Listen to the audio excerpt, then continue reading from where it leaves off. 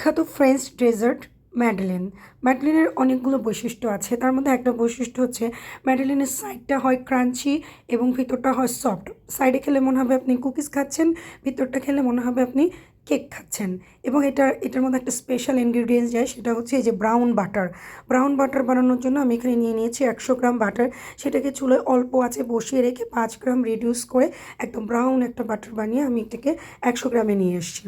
এবার বোলের মধ্যে দিয়ে দিচ্ছি আমি 2টো ডিম, সাথে দিয়ে দিব আমি লাল চিনি 100 গ্রাম। এই চিনি আর ডিমটাকে ঘড়ি ধরে 10 থেকে 12 মিনিট বিট করতে হবে বিটারের মিডিয়াম স্পিডে। অবশ্যই এখানে বিটার প্রয়োজন, কারণ 10 থেকে 12 মিনিট আসলে হাতে সম্ভব কিনা আমি জানি না। এরপরে এটার মধ্যে আমরা দিয়ে দিব হচ্ছে লেমন জেস্ট। আমরা বানাচ্ছি ক্লাসিক ম্যাডেলিন। ক্লাসিক ম্যাডেলিনের মধ্যে লেমন জেস্ট আর ভ্যানিলা এসেন্স যাবে। এখানে দুটোই আমি হাফ চা চামচ করে নিয়েছি। নিয়ে এটাকে ভালো করে মিশিয়ে নিলাম। দেখেন ব্যাটারটা দেখতে পাচ্ছেন।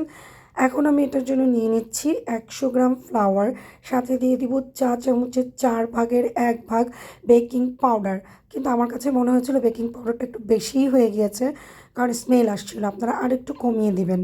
এটাকে ভালো করে স্ট্রেন করে এখন আমি আমার ব্যাটারের মধ্যে মিশিয়ে নিচ্ছি। দেখেন আমি ফোল্ড করে ক্লকওয়াইজ মিশাচ্ছি। আমি ভিডিওটা এখানে সামান্য একটু ফরওয়ার্ড করে দিয়েছি, যার কারণে আপনাদেরকে মনে হচ্ছে যে আমি অনেক তাড়াতাড়ি মিশাচ্ছি। ব্যাপারটা তা না, আমি বেশ হালকা হাতে রেগুলারভাবে যেভাবে মিশাই সেভাবেই মিশাচ্ছি। মিশানো হয়ে গেলে এটার মধ্যে দিয়ে দিব আমাদের সেই ব্রাউন বাটার, এবং সেমভাবেই আমরা বাটারটাকেও কিন্তু মিশিয়ে নিব হালকা হাতে খুব সুন্দর করে। ব্যাটারের কনসিস্টেন্সিটা দেখতে পাচ্ছেন।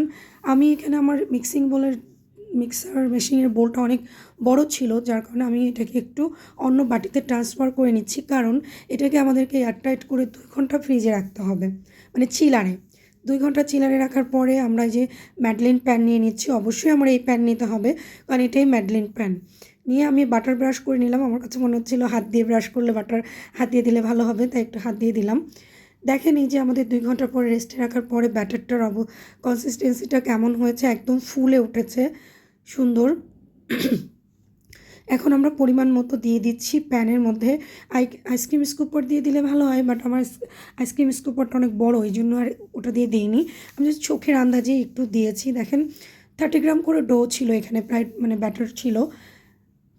আপনারা 180 ডিগ্রি সেন্টিগ্রেড তাপমাত্রায় 12 থেকে 15 মিনিট বেক করবেন। বিশেষ করে সাইডটা একটু লাল হয়ে ক্রাঞ্চি ক্রাঞ্চি হয়ে যাবে আর ভিতরটা সফট থাকবে। এরপরে দেখতে পাচ্ছেন ম্যাডেলিনের আরেকটা বৈশিষ্ট্য, ম্যাডেলিনের উপরে অবশ্যই আইসিং সুগার ডাস্ট করতে হয়। তো উপরে দিয়ে দিচ্ছি আমি আইসিং সুগার। কুসুম গরম অবস্থায় এটার উপরে আইসিং সুগারটা ডাস্ট করবেন, যাতে এটা ভালো মতো লেগে থাকে। আপনারা কিন্তু ব্রাঞ্চে বানাতে পারবেন, অনেক বাল্ক সাইজে বানাতে পারবেন। এটাকে বানিয়ে কিন্তু চমৎকারভাবে 4 থেকে 5 দিন রেখে খেতে পারবেন এই ম্যাডেলিন। ভালো থাকবেন।